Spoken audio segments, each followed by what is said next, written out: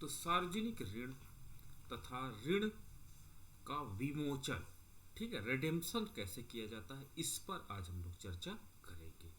कि public debts में आज हम पुनः एक बार फिर से देखेंगे क्विक रिवीजन के अंतर्गत टाइप्स ऑफ डेब्ट को देखेंगे, टाइप्स ऑफ डेब्ट को टेस्ट करते हैं, देखते हैं।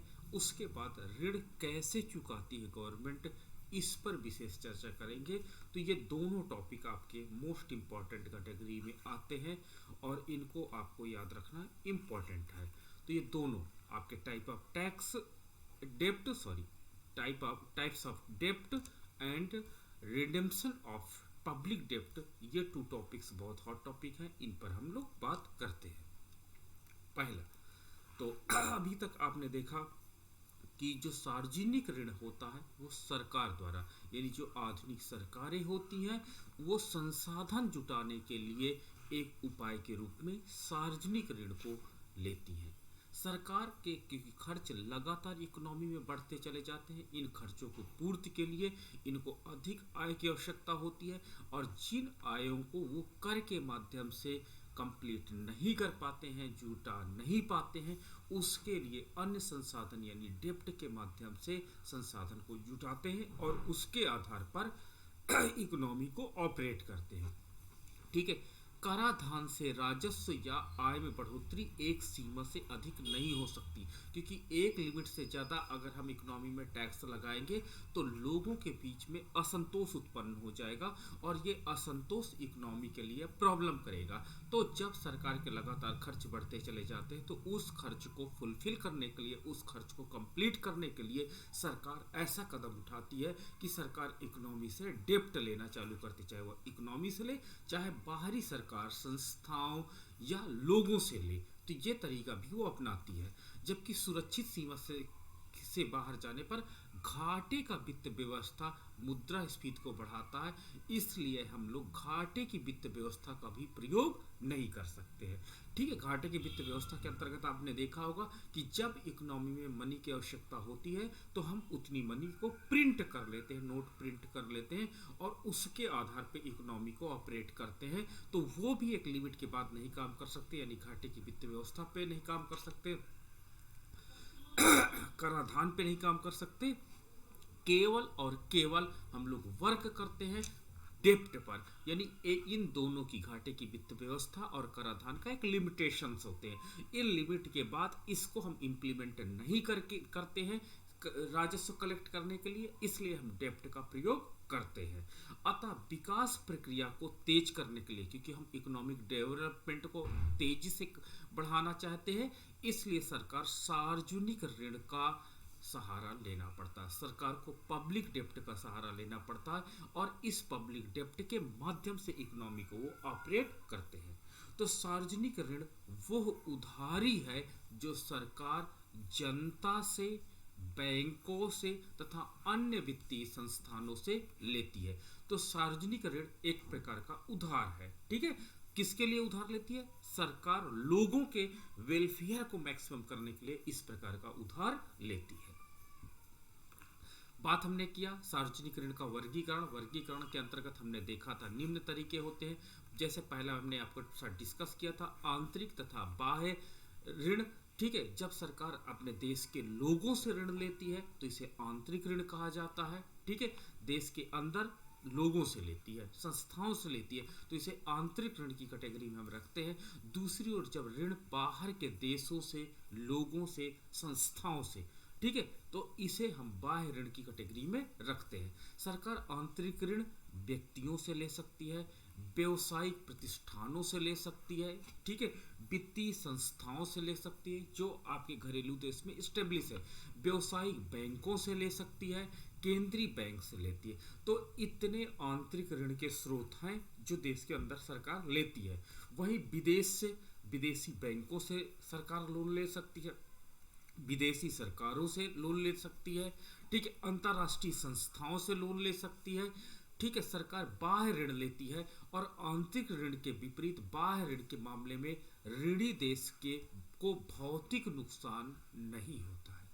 ठीक है, तो ये आपके पास दो प्रकार के ऋण होते हैं, आंतरिक ऋण तथा बाह्य ऋण, और दोनों की अपनी एक विशेषता होती है, इस पर हम लोग विस्तृत चर्चा कर चुके हैं। दूसरा आपका होता है स्वैच्छिक एवं अनिवार्य ऋण। स्वैच्छिक का मतलब होता है जब सरकार इम्प्लीमेंट ऐसा करती है कि आप अपने मन से डेप्ट दीजिए, तो वो डेप्ट आपका स्वैच्छिक डेप्ट कहलाता है। और दूसरा आपका अनिवार्य डेप्ट कैटेगरी में आता है, और अनिवार्य के अंतर्गत जब कंपलसरी कर देता है कि आपको डिबेंचर पेपर खरीदना ही पड़ेगा, तो ये आपके अनिवार्य डेप्ट का पार्ट बन जाता है। तो उधार लेने के लिए सरकार ऋण पत्र जारी करती है, ठीक है, डेप्ट पेपर जारी करती है,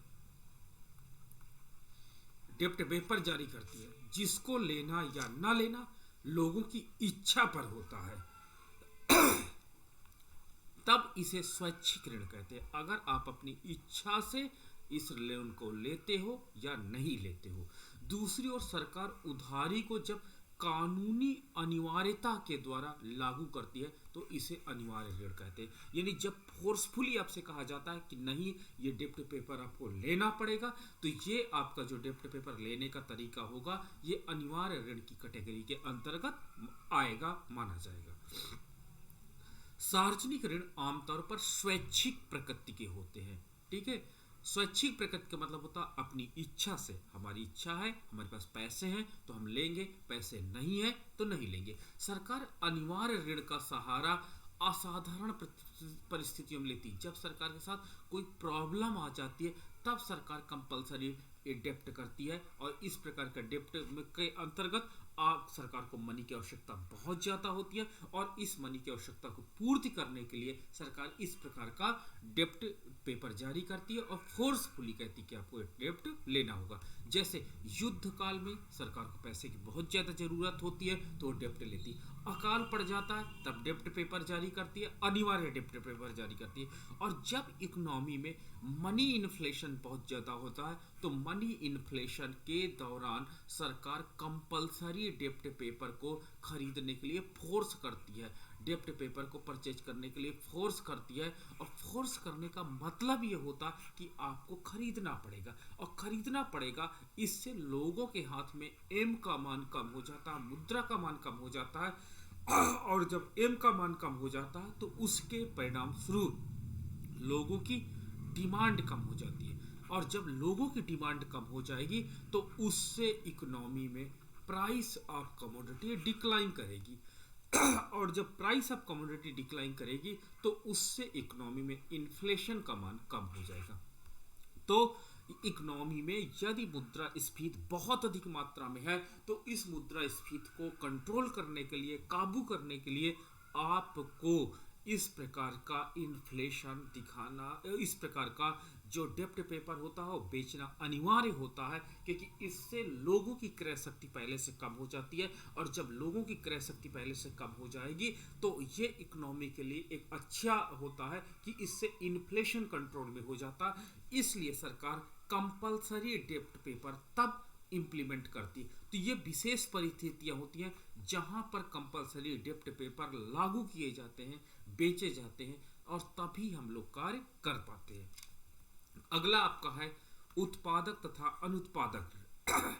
जब ऋण हम लेते हैं और उन ऋणों को सरकार उन परियोजनाओं पे लगाती है जिससे आमदनी होती है, गवर्नमेंट की इनकम बढ़ जाती है, गवर्नमेंट की रेवेन्यू इनहेंस हो जाती है, तो इस प्रकार के ऋणों को हम लोग उत्पादक ऋण की कैटेगरी के अंतर्गत रखते हैं। ठीक है, उदाहरण के लिए विद्युत उत्पादन परियोजनाओं पे अगर सरकार डेप्ट ले और विद्युत उत्पादन परियोजनाएं लागू कर दे, तो हम कहेंगे कि वास्तव में ये उत्पादक ऋण है। सिंचाई परियोजनाओं पे लागू कर दे तो हम कहेंगे ये उत्पादक ऋण है। सार्वजनिक प्रतिष्ठानों पे इस प्रकार का डेप्ट लागू कर दे तो हम कहेंगे कि ये उत्पादक है। रेलवे के लिए ऋण लागू कर दे तो हम कहेंगे ये उत्पादक है। तो जब सरकार ऐसे प्रोजेक्ट पे पैसा लगाती है जहां पर सरकार को पुनः आय प्राप्त होती है, ये उत्पादक ऋण की कैटेगरी के अंतर्गत रखा जाता है। दूसरा, उन परिस्थितियों से अर्जित आय का उपयोग ऋण के मूल तथा ब्याज धन की अदायगी पर यदि खर्च कर दिया जाए। यदि हम आपसे लोन ले और देश के लोगों से सरकार लोन ले और उससे क्या करें कि पुराना मूलधन तथा ब्याज के चुकाने में हम खर्च कर दें, तो इस प्रकार का ऋण क्या होता है, अनुत्पादक, ठीक है, ना तो सरकार का कोई आमदनी करती है और ना ही कोई परिसंपत्ति का निर्माण करती है, यानी ये अनुत्पादक कैटेगरी के अंतर्गत ऋण होता है और ना इससे गवर्नमेंट को कोई रेवेन्यू जनरेट होती है और ना ही कोई एसेट्स जनरेट होती है। तो इस प्रकार ये अनुत्पादक कैटेगरी के अंतर्गत ऋण माना जाता है। ठीक है, तो ये अनुत्पादक कैटेगरी का होता है जिसमें ना तो इनकम होती है ना तो परिसंपत्ति का निर्माण होता है। इस प्रकार ऋण बजट के घाटे को पूरा करने के लिए अथवा युद्ध काल, अकाल, सूखा इत्यादि में धन जुटाने के लिए तैयार किए जाते हैं।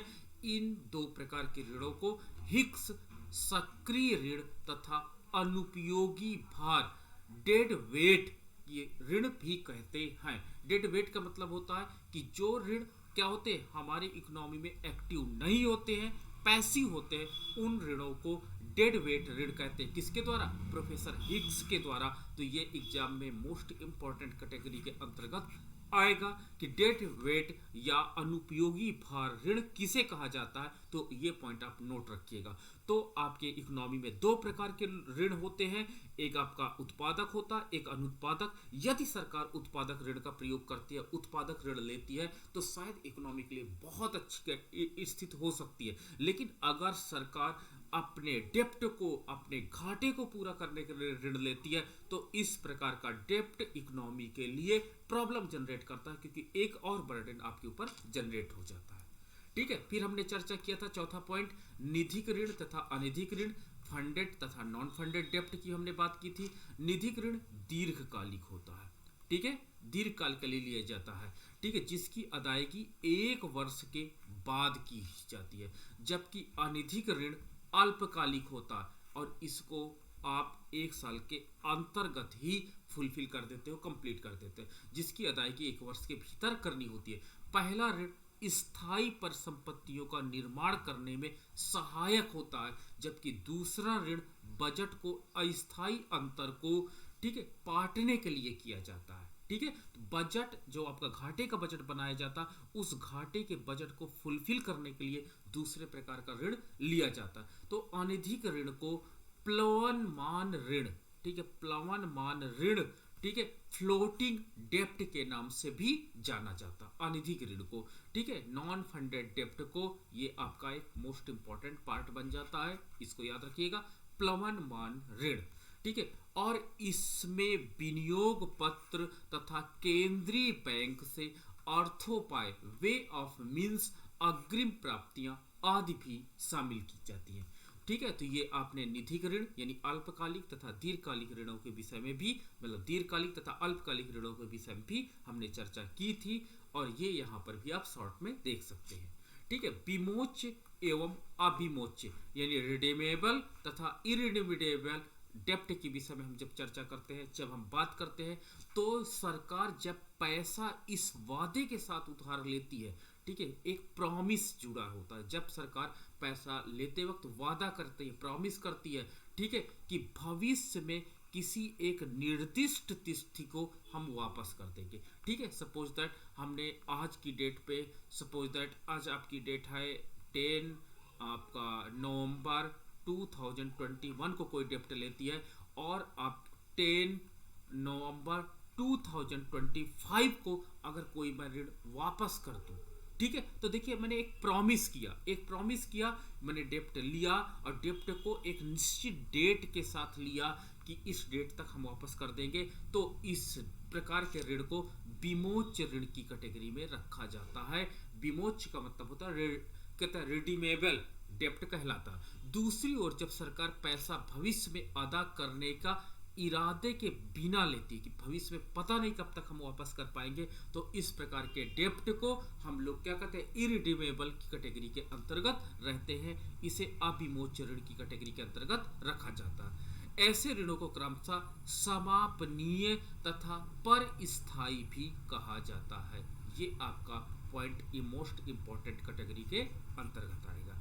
ठीक है, ऐसी स्थितियां आज भी आती हैं जब उधारी का सहारा कर्ज अदायगी मात्र के लिए किया जाता है। ठीक है, कभी कभी क्या होता है कि हम लोग उधार लेते हैं और उधार लेकर के जो पुराना कर्ज होता है उसको फुलफिल करने के लिए ऐसा काम करते हैं तो उस स्थिति को ऋण जाल की संज्ञा दी जाती है, डेप्ट ट्रैप। यानी एक आपने डेप्ट खत्म नहीं हुआ, उस डेप्ट को खत्म करने के लिए आपने एनदर डेप्ट ले लिया, तो ये डेप्ट ट्रैप के नाम से जाना जाता है कि एक प्रकार का डेप्ट ट्रैप जनरेट हो गया कि एक आपने डेप्ट से आपने मुक्ति नहीं पाई, दूसरे डेप्ट ट्रैप में आप पुनः फंस गए हो, तो ये डेप्ट ट्रैप के नाम से जाना जाता है। ठीक है, जब एक उधारी को चुकाने के लिए दूसरा उधार लिया जाता है। ठीक है, ऋण सेवा या अदायगी के अंतर्गत ऋणों पर ब्याज तथा उनकी किस्तों की अदायगी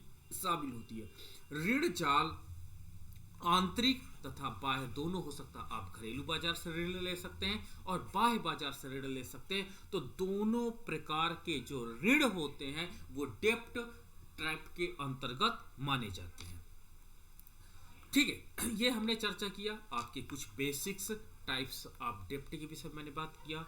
ठीक है, टाइप्स ऑफ डेप्ट के विषय में बात किया, ये आपको क्विक रिवीजन हो गया, मोस्ट इंपॉर्टेंट पार्ट में आ जाता है। अब हम बात करते हैं जो इस लेक्चर का मेन आपका उद्देश्य है, रिडेम्पशंस ऑफ पब्लिक डेप्ट पे आज हम बात करेंगे, आज हम चर्चा करेंगे। और रिडेम्पशन ऑफ पब्लिक डेप्ट के अंतर्गत हम ये देखेंगे कि किस प्रकार से पब्लिक डेप्ट चुकाए जाते हैं या पब्लिक डेप्ट कैसे इसको फुलफिल किए जाते हैं, इस पर आज हम लोग बात करने जा रहे हैं, वो चर्चा आपके साथ करेंगे।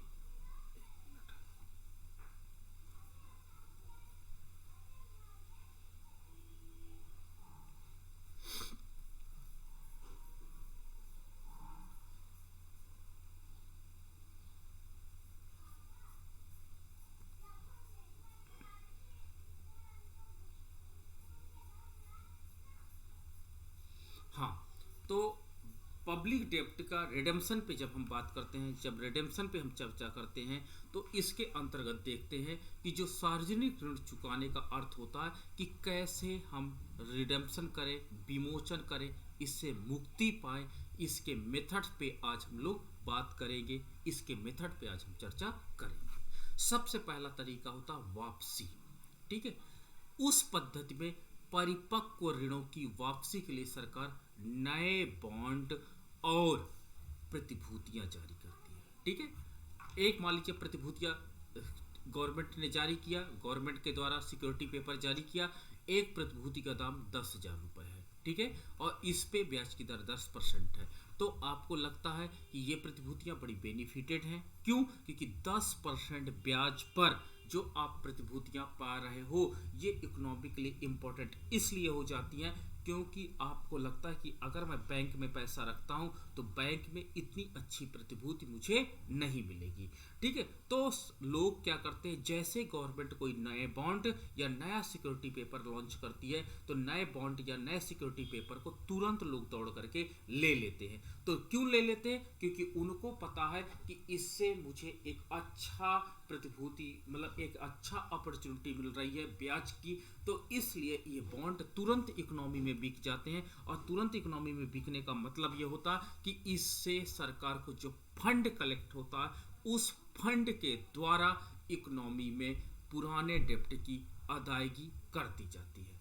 ठीक है, तो ये फंड क्या होता है, इकोनॉमी के लिए काफी अधिक बेनिफिटेड होते हैं। और ये इकोनॉमी में फंड क्या करते हैं कि इकोनॉमी में ऋण यानी डेप्ट चुकाने के लिए सरकार अधिकतर जारी करती रहती है ताकि पुराने ऋणों को के स्थान पर नए ऋण ले लेते हैं। ठीक है, बॉन्ड का मतलब होता है बॉन्ड आपने जारी कर दिया तो बॉन्ड का मतलब ही यही हुआ कि आप पुराने ऋण को चुकाने के लिए नए बॉन्ड जारी कर रहे हो, यानी आपने क्या किया कि पुराने डेप्ट को चुकाने के लिए नया डेप्ट ले लिए हो। यही एक तरीका है वापसी का तरीका। अतः इसमें पुराने ऋण का बोझ खत्म नहीं होता है बल्कि ऋण की वापसी को स्थगित करने में ये पुनः एक नया डेप्ट जनरेट हो जाता है। ठीक है, तो मतलब एक पुराने डेप्ट को आपने चुकाने के लिए एक नया डेप्ट का तरीका अपना लिया, तो ये वापसी का एक मेथड है जो बड़ा पॉपुलर है गवर्नमेंट का कि आप इकोनॉमी में सिक्योरिटी पेपर बॉन्ड जारी कर दीजिए, लोगों का पैसा इकट्ठा करिए, पुराने डेप्ट को पूरा कर दीजिए, अब नया डेप्ट होगा। ठीक है, नया डेप्ट होगा, अब देखा जाएगा 5 साल के बाद परिस्थितियां कैसी हैं, सिचुएशंस कैसे हैं, इसके आधार पर फ्यूचर में काम किया जाता है। ठीक है, तो ये पहला तरीका है। दूसरा तरीका आपका जो आता है वो होता है समापनीय वार्षिकियां, ठीक है, टर्मिनल एन्युटी के नाम से जाना जाता है। टर्मिनल एन्युटी का मतलब ये होता है इस पद्धति में सार्वजनिक ऋण की वापसी के बराबर किस्तों में की जाती है। ठीक है, आप क्या करते हैं जैसे आपने मान लीजिए 10,000 करोड़ रुपए का लोन ले लिया, ठीक है, 10,000 रुपए का करोड़ का लोन ले लिया, इतना लोन है और कितने साल के लिए है, 10 ईयर के लिए है। सपोज दैट आपने 10 ईयर के लिए लोन ले लिया है, तो आप क्या करेंगे, प्रत्येक वर्ष आप 1,000 करोड़ रुपए जमा करते चले जाएंगे। ठीक है, प्रत्येक वर्ष 1,000 करोड़ रुपए आप जमा करते चले जाएंगे। ठीक है, अगर कुछ ब्याज है तो ब्याज का अमाउंट भी 10 बराबर किस्तों में आप डिवाइड कर लेंगे और उसको भी इसमें ऐड करते चले जाएंगे। तो इस प्रकार टर्मिनल एन्युटी के नाम से यह जाना जाता है कि जब सरकार किस्तों में डेप्ट को बांट लेती है और उन किस्तों के आधार पर डेप्ट को चुकाती रहती है, तो इसे टर्मिनल एन्युटी के नाम से जाना जाएगा। ठीक है, सरकार के एक अंश की वापसी हर वर्ष समापनी वार्षिकियां जारी करती है और इस प्रकार ऋण हर वर्ष लगातार कम होता जाता है और अंततः ये डेप्ट पूरी तरह से समाप्त भी हो जाता है। ठीक है, तो ये एक प्रकार से किस्त मेथड से डेप्ट समाप्त करने का तरीका है। अगला पॉइंट है समपरिवर्तन। ठीक है, समपरिवर्तन का तात्पर्य यह होता है कि ब्याज की दर, ठीक है, कन्वर्जन, ठीक है, ब्याज की दर गिरने की स्थिति में सरकार पुराने ऋण को नए ऋण में परिवर्तित कर देती। कैसे?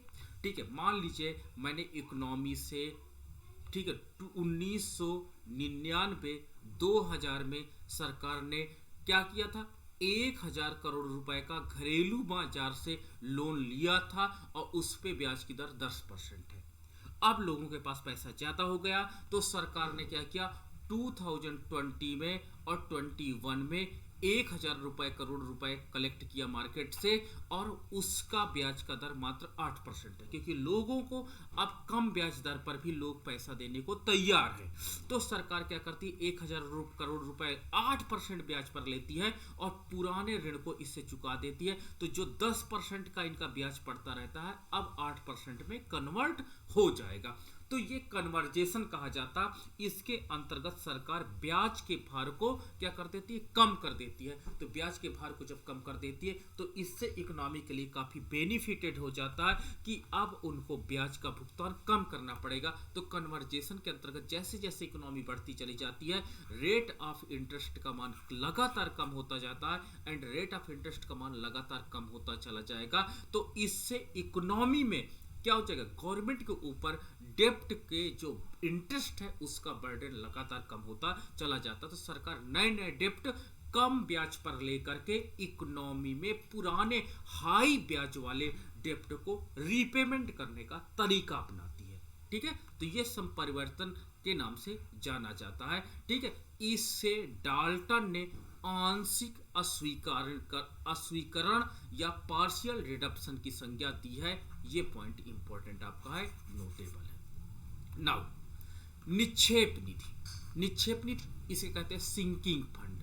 सिंकिंग फंड का मतलब होता है कि इसे ऋण विमोचन को यह भी इंगित करता। इसके अंतर्गत सरकार ऋण वापसी करने के लिए प्रति वर्ष एक अलग से कोष का निर्माण कर लेती है। ठीक है, मैंने बताया कि अगर मान लीजिए 10,000 करोड़ रुपए उसने, ठीक है, 10,000 करोड़ रुपए उसने लोन ले लिया, ठीक है, तो एक सिंकिंग फंड बनाती है और 10 साल के लिए अगर लोन है, 10 ईयर के लिए लोन है, तो वो हर साल इसमें 1,000 करोड़ रुपए डालती चली जाती है। ठीक, 1,000 करोड़ रुपए लगातार डालती चली जाती है। तो ये एक प्रकार का सिंकिंग फंड बन जाता है और जैसे 10 साल पूरे होते हैं सिंकिंग फंड पूरा हो जाता है और इससे पैसा निकाल करके लोगों का पैसा भुगतान कर दिया जाता है। तो इसमें हर साल एक अलग से कोष का निर्माण किया जाता है और उसमें मनी को हम लोग डिपॉजिट करते चले जाते रहते हैं और इस प्रकार एक सिंकिंग फंड का निर्माण से हम ऋण की वापसी कर देते। तो क्योंकि ये धीरे धीरे सिंकिंग फंड भर जाता है, यानी इस सिंकिंग फंड को हम अपने पास रखेंगे। ये नहीं कि सामने वाले गवर्नमेंट को दे दे, नहीं, ये सिंकिंग फंड आप अपने पास बनाएंगे और इसमें पैसा डालते चले जाएंगे, और जैसे ही आपका टाइम पीरियड पूरा होगा डेप्ट का, देखिएगा सिंकिंग फंड भर जाएगा, और इस सिंकिंग फंड से पैसा आप निकालेंगे और उसको अनदर गवर्नमेंट को जहां से आपने लोन लिया है या घरेलू बाजार से आपने लोन लिया है उनको रीपेमेंट कर देंगे। तो ये डेप्ट रिडम्पशन का सबसे पॉपुलर मेथड के नाम से जाना जाता है। ठीक है, हालांकि वापसी का ये भी व्यवस्थित पद्धति है, सिस्टमेटिक है, ठीक है, सिस्टमेटिक है, परंतु ये एक धीमी प्रक्रिया है और वित्तीय संकट के दौरान सरकार इसका अतिक्रमण कर लेती है। मान लीजिए आपके पास इमरजेंसी पड़ जाए तो लोग, गवर्नमेंट क्या करती है, इस सिंकिंग फंड का पैसा भी यूज कर डालती है। ठीक है, कहती है बाद में देखा जाएगा इस लोन को, पहले इस सिंकिंग फंड का पैसा यूज करो। तो कभी कभी इस प्रकार का डेप्ट में जो सिंकिंग फंड जनरेट होता है वो डेप्ट को फुलफिल करने के लिए, डेप्ट को रिपे करने के लिए सफिशियंट नहीं हो पाता है। ठीक है, अगला है नया कराधान। देखिए, जब गवर्नमेंट क्या करती है, पुराने ऋणों की अदायगी की बात आती है, पुराने ऋणों को चुकाने की बात आती है, तो सरकार टैक्स लगा देती है। ठीक है, टैक्सेशन करती है। ठीक है, लोगों के ऊपर जब टैक्स लगा देती है तो लोगों के ऊपर जब टैक्स लगेगा तो उससे मनी कलेक्ट होगा, और इस मनी से क्या करेगी, डेप्ट चुकाने का काम कर देती है। तो सरकार कभी कभी ये तरीका भी अपनाती है और इसके अंतर्गत सरकार हैवी टैक्स लगाती है, और इस टैक्स के माध्यम से जो कलेक्ट मनी है उससे डेप्ट को क्या करती है, फुलफिल करती है, कंप्लीट करती है। सरकार नए कर लगा करके धन एकत्रित करती है, करदाताओं से संसाधन लेकर के बॉन्ड धारकों को दे देती है, और इस तरह समाज में आय तथा संपदा का पुनर्वितरण कर देती है। अगला पॉइंट है पूंजीगत उगाही, कैपिटल लेवी। आपने देखा होगा कि देखिए, टैक्स के अंतर्गत ये नया कराधान समाज के सभी वर्गों पे लगाया जाता है। ठीक है, समाज के सभी वर्गों पे लगाया जाता है। तो सबसे ज्यादा इसमें पिसता कौन है, वो व्यक्ति पिसता है जो समाज में लोन नहीं लेता है और गरीब होता है। तो ये एक प्रकार से इकोनॉमी के लिए बैड हो जाता है, क्योंकि समाज में आप टैक्स का बर्डन सभी के ऊपर समान कर देते। तो इसलिए कहते हैं कि एक काम करिए, आप टैक्सेशन ही करते हैं तो जो अमीर व्यक्ति हैं जिनके पास अच्छी पूंजी है, आप उन पर लेवी लगाइए, उन पर टैक्स करके ना, सब पे क्यों कर रहे हैं। समाज के अमीर व्यक्ति जिनके पास अच्छा पैसा है उन पर आप टैक्सेशन करिए, यानी अमीर व्यक्तियों की पूंजी पर किया गया टैक्सेशन कैपिटल लेवी के नाम से जाना जाता है। और जिन व्यक्तियों के पास बहुत ज्यादा पूंजी होती उन पे आप टैक्सेशन करिए, उनसे टैक्स वसूल करिए, इनकम वसूल करिए, रेवेन्यू वसूल करिए, और उसके माध्यम से आप पुराने ऋणों को चुकाइए। ये है आपका कैपिटल लेवी के नाम से ये मेथड जाना जाता है। ठीक है, ये विशेष विमोचन उगाही का संकेत देता। इस पद्धति के अंतर्गत लोगों की संपत्ति तथा संपदा पर अकेला परंतु भारी टैक्स लगाया जाता है। इस उगाही से एक बार में सारे ऋण पूरी तरह से समाशोधित कर दिए जाते हैं, कंप्लीट कर दिए जाते हैं। ये उगाही आमतौर पर युद्ध के अनुत्पादक ऋणों की अदायगी में के लिए किया जाता है। जब सरकार को अनुत्पादक ऋण लेना होता है तो इस प्रकार का टैक्स इंप्लीमेंट कर देते हैं कि जिनके पास 1 करोड़ से अधिक की संपत्ति है या 10 करोड़ से अधिक की संपत्ति है उनको यह टैक्स देना पड़ेगा। इसकी विशेषता यह है कि इससे देश के भविष्य में ब्याज अदा करने के बोझ से मुक्त हो जाता है। कोई भविष्य में हमको टैक्स पेमेंट नहीं करना होता है। और अगला तरीका बचत का बजट। हमने बोला सरप्लस बजट।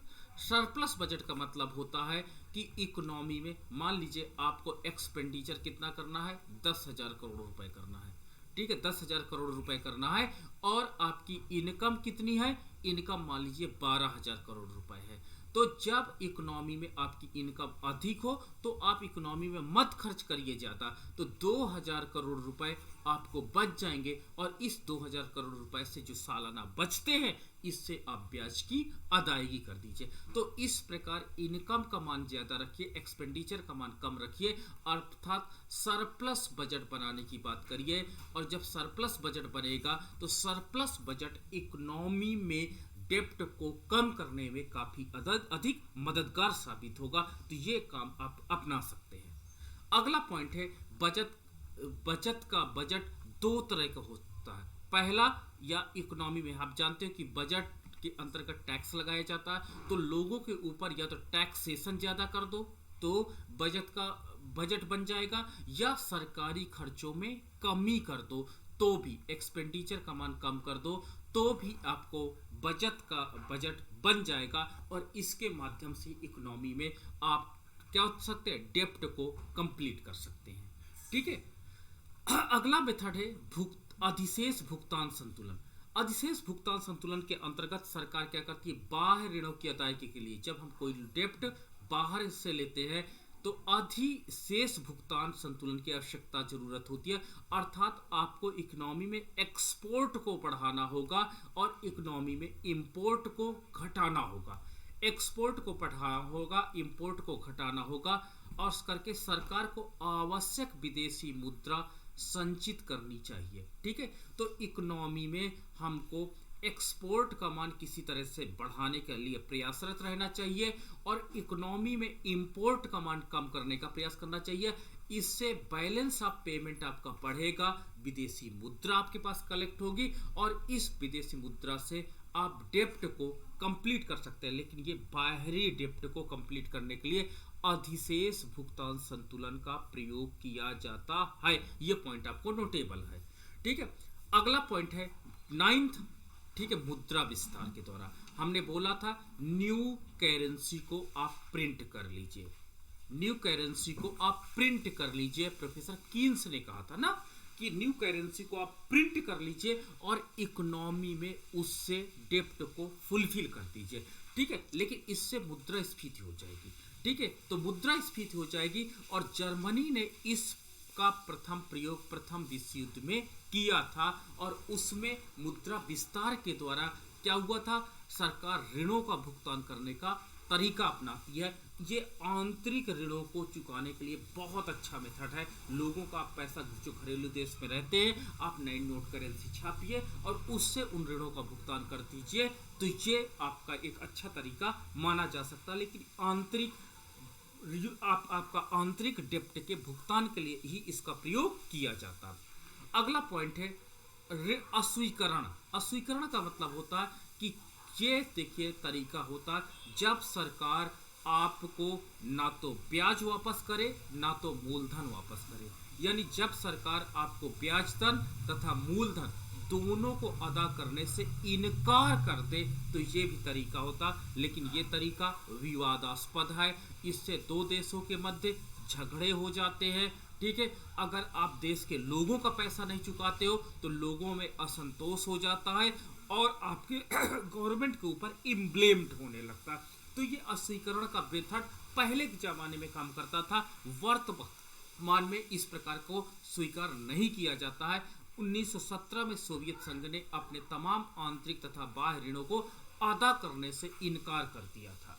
ठीक है, तो ये भी मेथड का प्रयोग किया जाता है। ठीक है, तो ये आज हमने आपके साथ डिस्कस किया टॉपिक व्हाट इज द डेप्ट, types of debts and what is the method of debts reduction की बात मैंने किया था। इसमें से एग्जाम्स में जरूर पूछा जाता कि निम्न में से कौन सा तरीका ऋण चुकाने का नहीं है, या निम्न में से कौन सा मतलब किस टाइप का ऋण होता है, इसको जरूर आप केयरफुली देखिएगा।